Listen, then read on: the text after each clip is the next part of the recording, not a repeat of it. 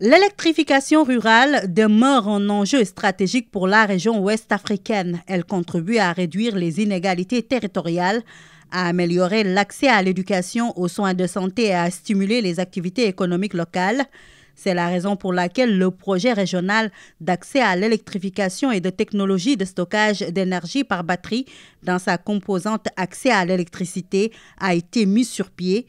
Le financement s'élève à un montant global de 465 millions de dollars qui couvre le Sénégal, la Mauritanie, le Mali, la Côte d'Ivoire et le Niger. Ce projet, c'est la deuxième phase d'une série de projets et un projet régional qui couvre plusieurs pays, chapeauté par l'unité régionale de coordination qui est au sein de la CEDEAO, avec la participation du Sénégal, de la Côte d'Ivoire, du Niger, de la Mauritanie, du Mali et de l'autorité de régulation du secteur de l'énergie que nous appelons AREC, basée au Ghana. Et le financement de ce projet est d'environ 465 millions.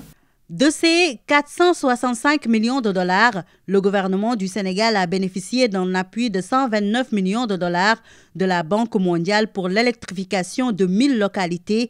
Justement, l'objectif de la mission de supervision du projet BEST à Dakar est d'évaluer l'état d'avancement de la mise en œuvre du dit projet au Sénégal, piloté par la Sénélec, discuter des difficultés de mise en œuvre et de convenir des mesures d'atténuation nécessaires à l'accélération de la mise en œuvre du projet, ainsi procéder au lancement officiel à Sédhiou. Nous sommes dans une réunion d'évaluation. Depuis lors, il y a 2 entreprises qui ont été choisies et les travaux ont démarré. Et demain, on va faire une visite, en fait, le lancement officiel du projet en commençant donc à électrifier un village. Donc des progrès ont été réalisés en ce sens que les entreprises qui doivent réaliser les travaux ont été choisies.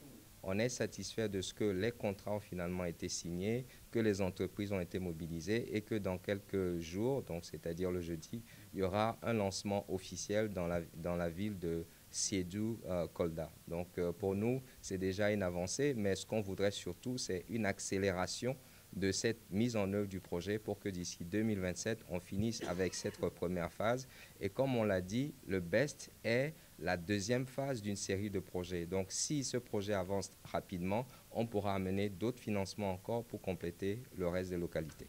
La présente mission de supervision est donc le lieu d'apprécier l'ensemble des progrès réalisés, de mieux cerner les défis et de recommander des actions concrètes pour les mitiger. Avec ce projet, l'objectif est clair, doter chaque village d'une infrastructure énergétique fiable et durable d'ici 2027, ce qui témoigne de la volonté du Sénégal d'accélérer son développement tout en répondant aux attentes des populations rurales. BEST incarne également une démarche partenariale exemplaire, combinant les efforts de l'État du Sénégal et des acteurs privés pour un avenir énergétique inclusif et équitable.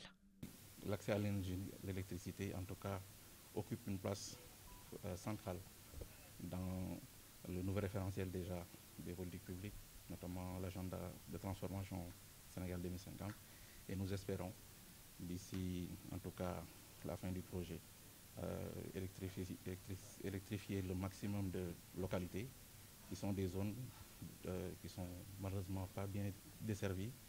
Et nous espérons en tout cas, à travers les travaux qui vont démarrer, parvenir en tout cas à électrifier ces zones-là.